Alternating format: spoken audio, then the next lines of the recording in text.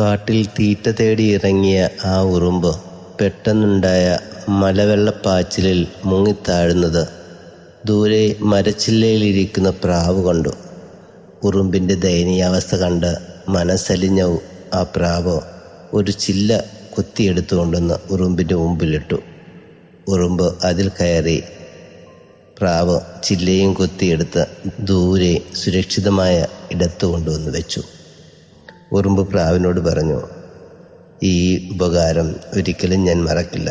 എന്നെങ്കിലും എനിക്കൊരവസരം കിട്ടിയാൽ ഞാനും നിനക്ക് പ്രത്യുപകാരം ചെയ്യാം.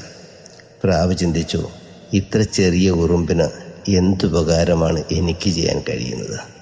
പ്രാവ് ചിരിച്ചുകൊണ്ട് പറന്നുപോയി.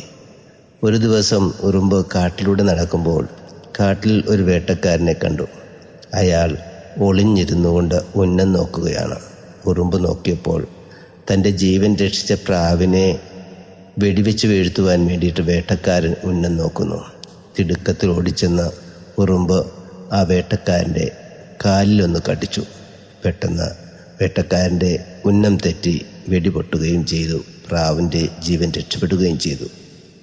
കുറേ കഴിഞ്ഞപ്പോൾ പ്രാവ് പറന്നു വന്ന് നോക്കിയപ്പോൾ തൻ്റെ ജീവൻ രക്ഷിച്ച ആ ഉറുമ്പിനെ കാണുകയാണ്. പ്രാവ് ഉറുമ്പിനോട് പറഞ്ഞു, നീ എത്ര ചെറുതാണെങ്കിലും നിൻ്റെ സഹായത്തിന് എൻ്റെ ജീവൻ്റെ വിലയുണ്ട്. പ്രിയരെ, നമ്മൾ നിസ്സാരരെന്ന് കരുതുന്ന ചിലരായിരിക്കും നമ്മുടെ ജീവിതത്തിൽ ഏറ്റവും അത്യാവശ്യ സമയത്ത് നമുക്കൊരു കൈത്താങ്ങായി മാറുക.